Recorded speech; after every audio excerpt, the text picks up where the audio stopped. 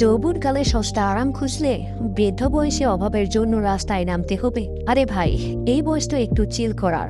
আজকের দিনটা রেস্ট নিই, কাল থেকে ফাটিয়ে কাজ করব। এই কথাগুলো বলে কি আপনিও নিজের যৌবনের সবচেয়ে মূল্যবান সময়গুলোকে সস্তা আর আরামের পিছনে নষ্ট করছেন? বন্ধুদের সাথে আড্ডা, ঘন্টার পর ঘন্টা গেম খেলা বা লেপের নিচে শুয়ে সিরিজ দেখা, এগুলো সাময়িক আনন্দ দিলেও আপনি কি জানেন এই সস্তা আরাম আপনার ভবিষ্যতের জন্য কতটা ভয়ঙ্কর ফাঁদ তৈরি করছে? প্রকৃতির একটা খুব সাধারণ নিয়ম আছে, হিসাব আপনাকে মেলাতেই হবে।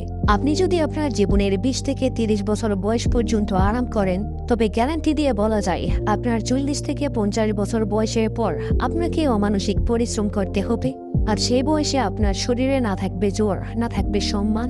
যে বয়সে আপনার নিজের সাম্রাজ্য তৈরি করার জন্য রাত দিন এক করে ঘাম ঝরানোর কথা, সেই বয়সে আপনি আরাম খুঁজছেন। মনে রাখবেন, যৌবনকালটা ঘুমানোর জন্য নয়, এটা হলো নিজেকে তিল তিল করে করার সময়।